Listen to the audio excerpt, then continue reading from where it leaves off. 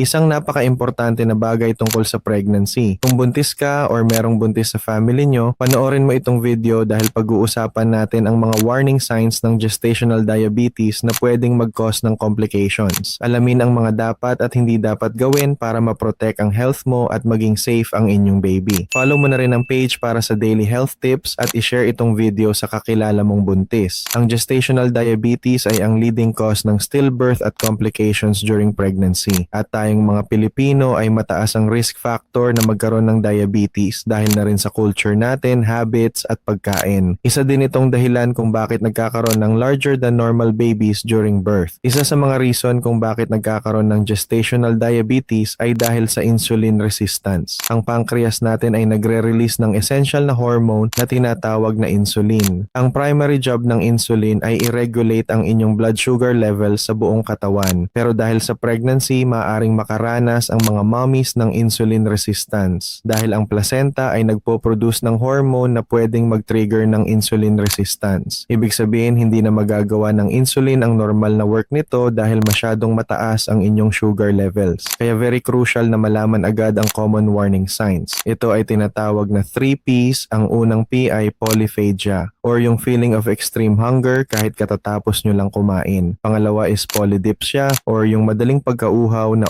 always dry ang inyong lalamunan. At ang pangatlo ay polyuria or ang frequent urge na umihi lalo na during late night hours. Ang usual signs ng gestational diabetes ay blurry vision, madaling pagkapagod kahit light activities lang at prone sa vaginal infections. May dalawang classifications ng diabetes during pregnancy na kailangan ninyong tandaan. Una ay gestational diabetes kung saan nag-spike lang ang inyong blood sugar noong kayo ay nabuntis. Pangalawa ay overt diabetes, meaning may high blood sugar na kayo prior sa inyong pagbubuntis. Kung ma-diagnose man kayo nito, please do not panic dahil may mga natural steps na posibleng makatulong. Ang pag-shift sa proper healthy diet ay maaaring maging effective para maiwasan ang biglaang sugar spikes. Try your best na ilimit ang white rice intake at palitan ito ng more fiber-rich food options. Ang daily light exercises tulad ng paglalakad ay posibleng makatulong para ma-improve ang inyong insulin sensitivity. Of course, very important na laging mag-consult sa inyong OBGYN para ma-monitor ng maayos ang baby. Alam kong mahirap iwasan ang mga matatamis lalo na tuwing may family gatherings or handaan. Pero if you're pregnant, kailangan mo talagang umiwas dito para sa safety mo at ng baby mo. Kailangan mo din ng strict portion control meals para hindi ma-overwork ang pancreas in producing insulin. Pumili din ng healthier snacks like fresh fruits imbes na kumain ng processed junk foods. Staying hydrated with plenty of water daily ay pwede rin makatulong sa pag-flush out ng excess sugar. Siguraduhin mo rin na may sapat na tulog ka araw-araw at meron kang consistent sleep schedule at maghanap ng mga paraan para mag-relieve ng stress because pregnancy can cause stress in your body. Please do not ignore ang mga warning signs kasi posibleng mag-lead ito sa serious complications down the road. Ugaliin na ang magpa-check-up. Sundin ang schedule ng check-up mo with your OB. By staying proactive with your daily lifestyle choices, mas lalaki ang chance for a smooth pregnancy journey. Super important din ang regular blood sugar monitoring at home para malaman if you need lifestyle changes. Kaya for all the strong expecting mothers out there, please take good care of your daily nutrition. At para mas madali ninyong mamonitor ang inyong daily blood sugar level sa bahay, subukan ninyo itong blood glucose meter na ginagamit ko. May kasama ng battery, lancing pen, lancet at test strips. Malinaw ang monitor at mabilis ang results. In just a few seconds lang makikita mo na ang blood sugar level mo. I-check out mo na sa link habang may stocks pa.